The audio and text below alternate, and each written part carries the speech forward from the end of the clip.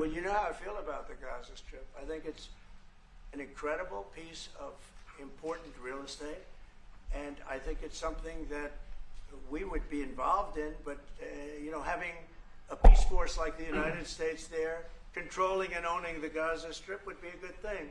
Because right now, all it is for years and years, all I hear about is killing and Hamas and problems. And if you take the people, the Palestinians, and move them around to different countries, and you have plenty of countries that will do that, and you really have a freedom zone. You call it the freedom zone, a free zone, a zone where people aren't going to be killed every day. That's a hell of a place. It's you know what I call it, a great location that nobody wants to live in, because they really don't. And when they have good living, real living, where Hamas and all of the problems they have, the level of death on the Gaza Strip is just incredible. And I've said it. I don't understand why Israel ever gave it up. Israel owned it. It wasn't this man, so I can say it. He wouldn't have given it up. I know him very well. There's no way. They took oceanfront property and they gave it to people for peace. How did that work out? Not good. Is the immigration, sorry, Mr. President, is the immigration? Which immigration? From Gaza. From Gaza. All it is a concept that I had that I think is good, and now people are copying it. Maybe you want to tell? People are talking about the Trump plan. Gee, why don't we do that?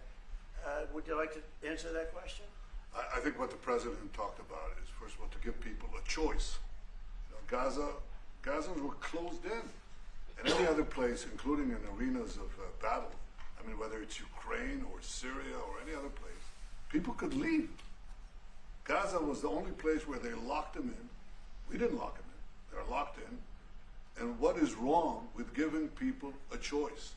Now, we've been talking, including over lunch, about some countries, I won't go into them right now, that are saying, if Gazans want to leave, we want to take them in.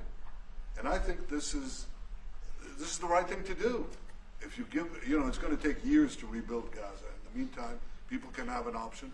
The president has a vision. Countries are responding to that vision. We're working on it. I hope we'll have good news for you. I will say, people really do love that vision. It's a long-term vision, but so importantly is to have that be a safe field, because you're right smack in the middle of the Middle East. You're right along Israel. It should have never, ever been given away. It shouldn't have been given away by Israel. I don't know why they did it. I mean, I do know why, because they were promised peace, but that didn't work out too well, because it's one of the most dangerous pieces of land anywhere in the world. Gaza is one of the most dangerous places in the world. So they gave it away for a good intention, and it didn't work out that way. And a lot of people like my concept